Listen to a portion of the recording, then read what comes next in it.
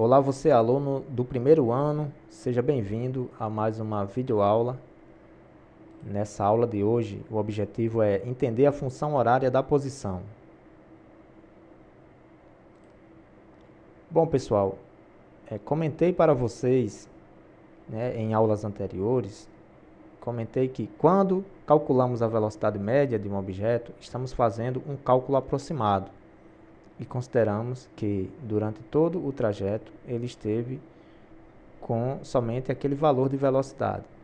Então a gente está supondo, está considerando que os objetos eles se movimentam sempre com a mesma velocidade, a velocidade não muda.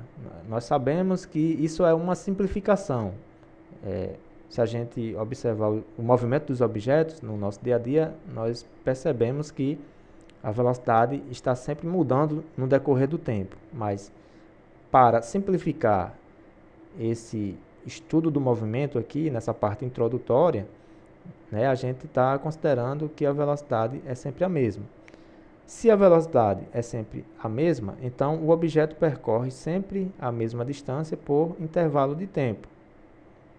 Vamos ver aqui na figura. A figura mostra que esse carrinho, ele percorre 10 metros a cada 1 segundo.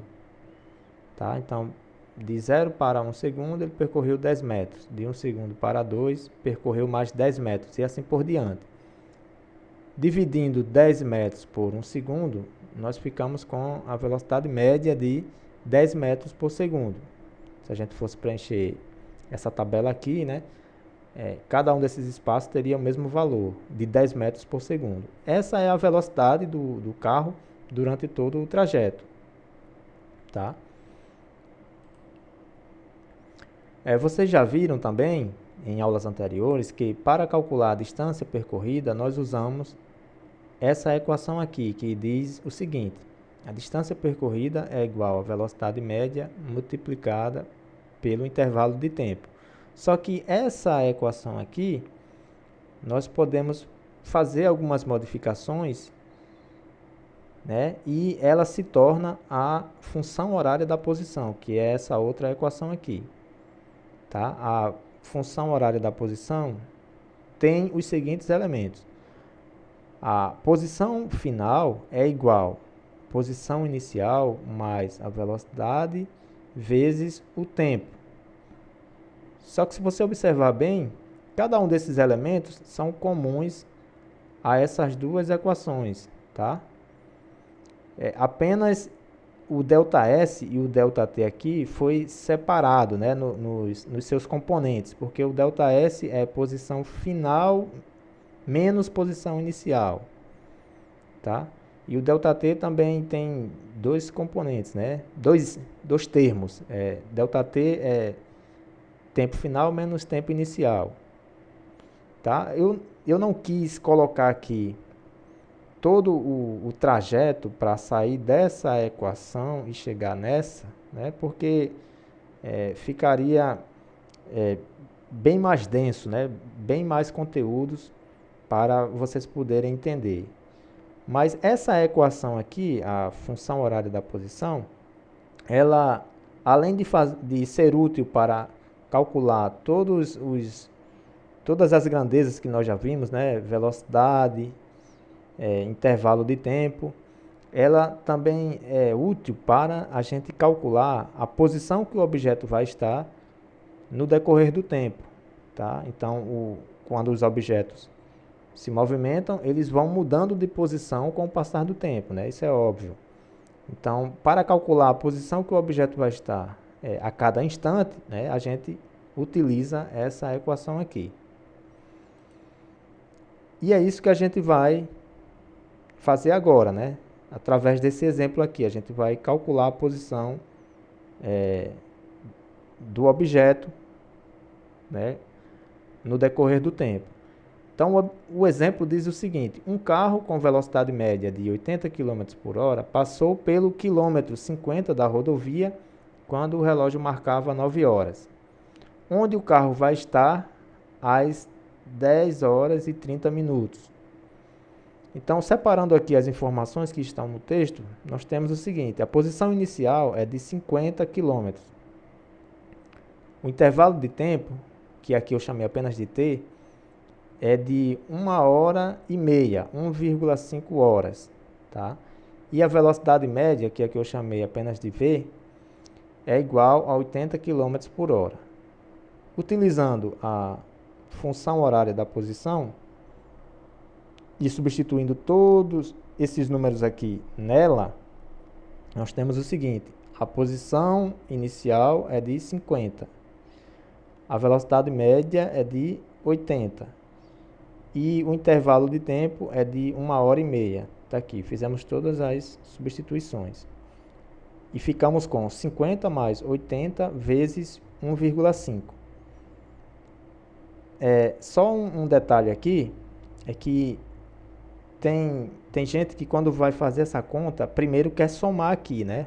Mas se a conta tem soma e multiplicação, que esse pontinho aqui é de multiplicação, né? Então, primeiro você precisa fazer a multiplicação para depois somar, tá bom? Bom, fazendo essa multiplicação de 80 por 1,5, nós ficamos com 120. Aí agora sim, né, somando 50 com 120, ficamos com 170 km. Essa é a posição que o carro vai estar após 1h30, né? E ele permanecendo com essa velocidade de 80 km por hora, né? E eu já falei para vocês que a velocidade vai ser sempre a mesma, né? Então, depois de 1h30, ele está no quilômetro 170, tá bom?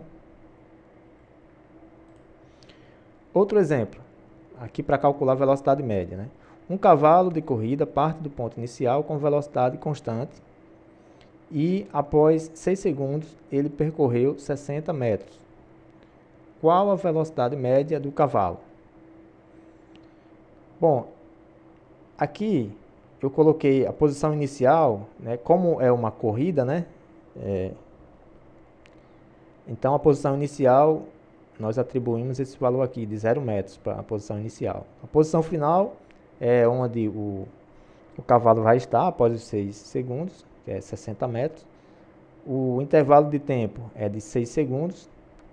Então, a velocidade média é distância percorrida dividida pelo intervalo de tempo, né? Dividindo aqui 60 por 6, o resultado é 10 metros por segundo.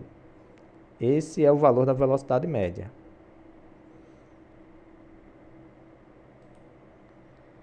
Bom, mais um exemplo aqui, calculando o intervalo de tempo. Diz o seguinte: em quanto tempo um atleta com velocidade média de 8 metros por segundo consegue percorrer 100 metros? Então, a distância percorrida é de 100 metros, a velocidade média é de 8 metros por segundo. Então, para calcular o intervalo de tempo, nós usamos essa fórmula aqui, né? Que já está prontinha. É só substituir os valores. Então, distância percorrida foram 100 metros. A velocidade média é 8 metros por segundo. Então, dividindo 100 por 8 dá 12,5. 12,5 segundos. Tá? Então, pessoal, resumindo, por enquanto, nós já vimos essas 4 equações aqui, né? Então, dessa forma aqui, nós calculamos a velocidade média. Essa segunda é para calcular o intervalo de tempo.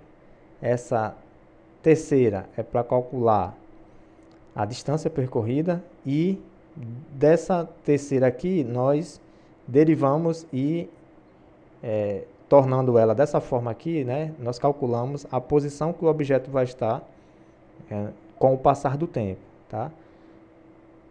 Essas fórmulas aqui eu já coloquei todas elas já prontinhas da forma como vocês precisam para calcular cada coisa, né? Porque dessa maneira você não precisa estar passando termos de um lado para o outro, porque tem muita gente que acha complicado. Passa um termo multiplicando, passa um termo dividindo, né? Então, para evitar um pouco isso, já coloquei todas elas armadas da forma como você vai precisar para calcular cada uma dessas grandezas, tá? Bom, pessoal, então é isso. Até a próxima aula, tá bom? Na próxima aula a gente continua vendo mais alguns conteúdos Até mais.